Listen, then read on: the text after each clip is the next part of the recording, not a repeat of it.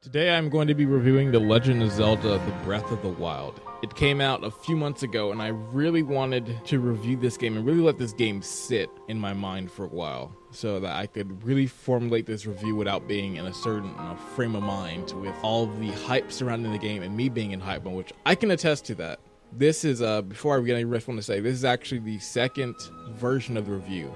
I had started work on an original version. I had it all recorded. I had all the footage ready for it. But I, without noticing it, noticed I was a little too excited about this game. I didn't really mention some flaws I had. And letting the game kind of sit in my mind gave me more things to talk about. So I just scrapped it all together. So now that I got that out of the way, let's start this review of Breath of the Wild.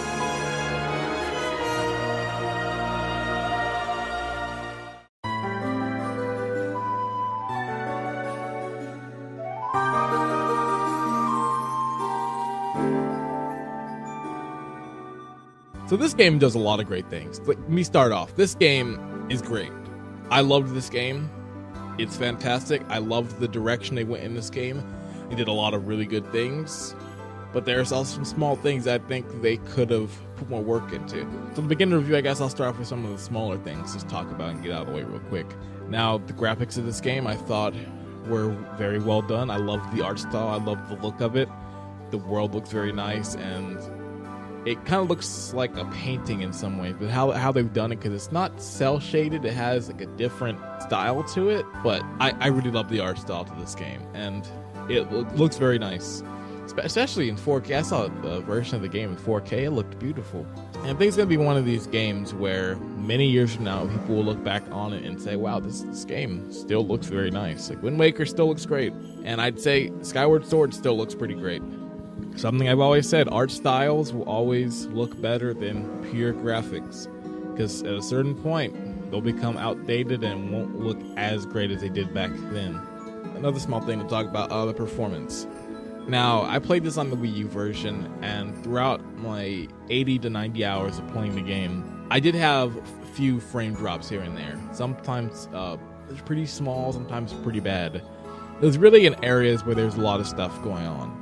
Now, at the time of this review, I believe the Switch version got a patch that fixes a lot of these frame rate issues. So I believe it is now much more consistent. Wii U, I'm not so sure. I still believe there's some inconsistency in places, but I didn't have it happen too much to the point where it broke my experience. Like, it wasn't happening every 5 seconds. It was usually spread out between hours, for me at least. So of course I have to talk about the soundtrack and of course the sound of this game. Now, the sound design, I'd say, is well done. There are a lot of cool sound effects. There's a lot of small things that I like, a lot of small flourishes to the sound, and I think it was well done. The soundtrack, of course, consistent to the Zelda game, is very good. It's not one of my favorite, but it was very good. There's a lot of really good songs in here. There are a lot of remixes to some, and I liked the style of this game, with more of the piano, more of the ambient soundtrack, trying to really just keep an atmosphere to it. One thing I'll say about the sound is the sound mixing, I felt, could have used some work. It could have been my setup, but there were some points in the game where it was very hard to hear songs. Like an example of this, in Zora's Domain, I didn't even realize it was a remix version of the Ocarina of Time one until I went back and listened to the soundtrack, because when I went there was so much going on in the sound effects and other things that I couldn't even hear it. And just to back it up, I asked a friend about it as well, and he didn't notice it as well either. So I think in some places they could have fixed the mixing a bit, since it kind of was hard to hear it. Should have been a more louder mix. The story of Breath of the Wild is one that I have a lot of positives and I have a lot of negatives. Positives, I liked the story for what it was. I thought it was well done in some regards. I liked the flashbacks with Zelda. I thought those were really cool character moments. But I wasn't a big fan of how it was structured, because it felt like at some point they stopped the story. Once you get to Kakariko Village and you talk with Impa, you get a very long expedition of the story and what happened and what you have to do. After that, there really is nothing else in the game regarding it, and I really wish there was more. Like, this is one of the cases where I would have loved to see the Zelda cycle come back in some form, just because I would have liked to see the story rise and rise, and like things happen in like the world of Hyrule. Like, okay, now that I've passed a certain point, a big cutscene happens, and so now this is gonna happen. Or now that this happened, this is gonna be here, and this character's gonna come up. Like, I wish more stuff like that happened. Like, I felt there was a lot of things they could have done with this game, or they could have done with the story to add more, but it felt like they kind of stopped. Really thinking of it now is giving me a lot of ideas. They could have done something cool where after you defeat the 4 divine beasts, either you get an extra dungeon that like springs up in the middle of central Hyrule, or in like the middle of the map, or okay, now it's a blood moon all the time, so now you get really strong enemies on the map. Or now you have to make your way to Hyrule Castle and do all this, or you have to go back to the map in certain sections and do these things. Like, they could have done something at least, but it felt like they didn't, and that's what I was really disappointed with. Like, they could have done more with the story. So I'd like to hope when it comes to the next Zelda game, that when it comes to the story, they fix it and at least go back to a more traditional route with how it's done. Gameplay. Where to even begin when it comes to the gameplay of this? Because that's why we play games, for gameplay. Now, I don't know where to start. There is so much to this game, and so many details, and so many things I could spend hours and hours talking on. So I'll try and summarize this as best as possible. This is the heart and blood of Breath in the Wild. This is where this game lives, because the gameplay of this is outstanding. The world building, exploring the world, crafting food, finding recipes, fighting monsters, finding shrines, exploring, like that. This is what kept me captivated for all these hours. Like, I loved the exploration of this game, and it really brought me back to playing the first Zelda years ago when I was young, and I loved it. After the past few Zeldas being more linear, which didn't bother me, I have no problem with linear games, I really loved seeing an open Zelda game. And really, it's one that they throw you into, and it's kind of a, you as the player figure out what you want to do. Like, you can play so many different ways. You can either go in and be the combat heavy, I'm going to go fight these guys. You can be more of the stealthy, I'm going to try and sneak in or plan this out in a smarter way. Or you can go, let me use a trap, let me do this item and have this bomb float over there as I drop it and blow up these barrels. Like, it's so many different things to this game that even, I'm sure a few years from now, people will still be finding new things to talk about or new things to find. Like, there's so much you can do with this game. Like, an example of how much you can do with this is if you see shrines, because the shrines are like mini dungeons, and that's really where you're gonna find all your puzzles of the game. And the shrines are done by using the runes, and there's so many different solutions to these shrines. And some that, like, there's shrines that I've done a certain way, and I go watch a video and see, oh, they did it that way. And that's what I really like, is that there's this certain play style you can have with this. So comparing it to previous Zelda games, a lot of stuff is different. This is very, very far removed from previous Zelda games in a lot of ways.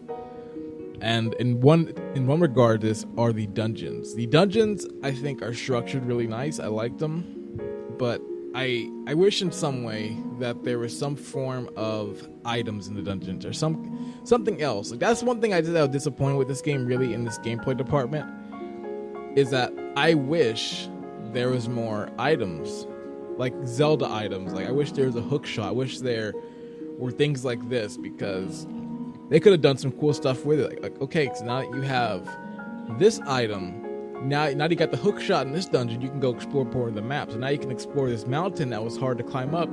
You can start climbing and then use the hook shot and get further up in there. Like, they could have done some cool stuff with it, but because the openness, they couldn't do it, because like they want a player like, oh, you can go to any dungeon you want. So if they did something like that, it'd make it different. So I don't know, but the openness of this game is also one of the things that holds it back from being an older style Zelda game, because there are certain things you can do in an older Zelda game with a more linear fashion that just can't be done in the openness, which I understand, but is kind of disappointing in that regard. Now, before I end the gameplay section, I just want to say a few more things. There's some things I wasn't too fond of in the game. The dungeon bosses. I wish the dungeon bosses had a bit more to them. I had fun fighting them, but I wish there were more just things to them, like a previous Zelda series boss. And speaking of bosses, I guess I should talk about the final boss of the game, which, spoilers, it's Ganon. So, the final boss of the game, it was fine. I thought the music was well done, but I wasn't a big fan of this design of Ganon. I think his design in previous games like Ocarina of Time and Wind Waker, I really liked those designs of Ganon. Like just having that design from Beast Ganon to just regular. Like that's what I liked. I think with this, the design just seems a bit out there. Like I don't outright hate it. Like it might seem like I hate these designs. I don't hate them. I just wish it was done a bit differently. So to end this off, The Legend of Zelda Breath of the Wild is an outstanding game. I loved it. From start to finish, I played this game to death. I'm still playing it a little bit here and there, and I still believe in a few years I'll probably still be playing it here and there a few times, because it's still a very fun game. While I had a few things I wasn't a big fan of about this game, it didn't ruin my overall experience. And I still would say this is a really good game. So if you have a Wii U, go get this game. If you have a Switch, you already have this game. But please, go play this game. It is outstanding. And if you aren't a big fan of the Zelda series, I think this game could change it for you. I think this game is so different from previous Zelda games, I think you'll enjoy this game. So with all this said, I give The Legend of Zelda Breath of the Wild a 9 out of 10. Go play it.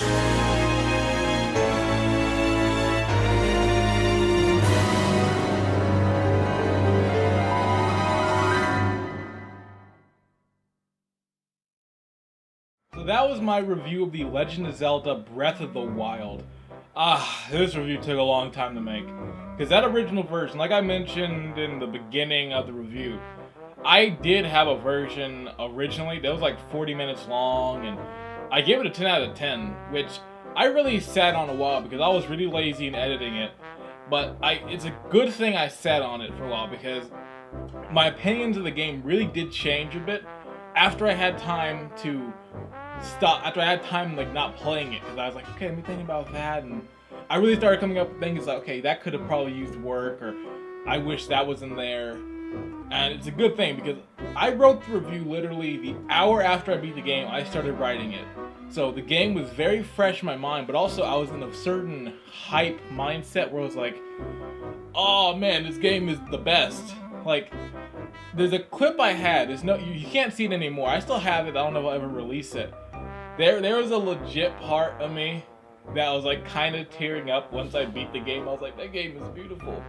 But you're never gonna see it because that review's long gone. I still have it, but I can still edit it if I want to one of these days. I don't know if I ever will, but it still exists out there.